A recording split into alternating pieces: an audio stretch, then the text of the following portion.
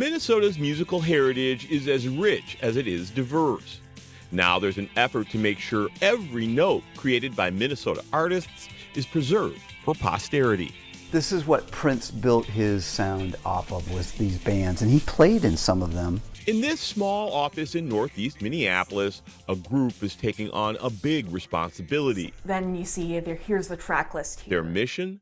To create a digital database of all released music with roots in our state. I fell into this and I love waking up every day and working on it. The Diverse Emerging Music Organization, or DEMO for short, is building the Minnesota Music Archive to collect, catalog, and make the music of everyone from the Andrews Sisters to the Wallets accessible. We want to make sure that we're representing everybody that released music in Minnesota, not just, from like all corners of the state and from all backgrounds and cultural heritage. And so that's a heavy lift. Several days a week, college students from the University of Minnesota, Hamline, and St. Catharines on to the next one. Digitize music from records, CDs, and cassettes. So what I would do now is I would do something called scan for track breaks. So far, they've got about 1,000 artists in their database, but they'll need about 100,000 for their website, where visitors will be able to search by name, genre, era, and record label for music from the last 100 years. A lot of music that people put out are on formats like vinyl and cassette and 8-track and those kind of things, that if they're not digitized, and a lot of it isn't digitized, it will eventually cease to exist, and we will no longer have a record that music exists. DEMO's executive director, Mitch Thompson, brings a unique perspective to this music preservation project.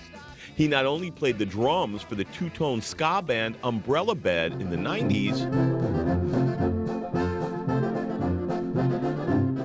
his father was a drummer for a polka band named the Blue Banners in the 60s, but both are in danger of being relegated to the dustbin of history.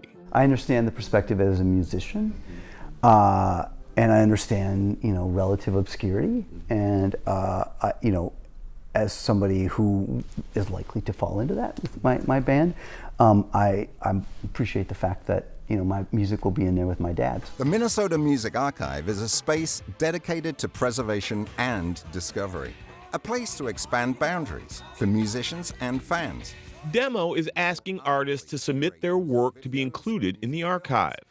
Thompson says the project isn't aimed at superstars like Prince and Bob Dylan because their musical legacies are already secure. I'll tell you, there's a lot of great music that people have never probably heard, that we're finding more and more. And we're trying to make sure that that history has the opportunity to judge what was great music or not great music. I thought, what a great way to offload some of these things I've acquired and hoarded in my home, but also to support the sharing of this music that isn't really available anywhere. Music journalist and author Andrea Swenson donated part of her personal record collection to the archive. She believes future generations deserve to be able to discover Minnesota music goes beyond just the Minneapolis sound. A lot of these local releases, especially if it's from 10, 20 years ago, 30 years ago, they're not online, they're not on Spotify. It's really important to me that somehow they're saved and able to be shared and heard and researched and found by people that, didn't have this random line of work where people are sending things to them all the time.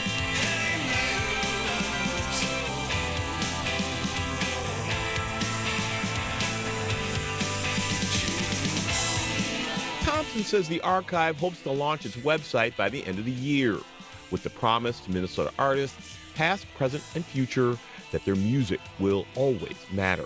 When I look at them and I tell them what I'm doing, particularly artists, but not just artists, they all look at me and go like, that's so cool. And my job is to turn cool into something real. For Maury Stories, Maury Glover, Fox 9.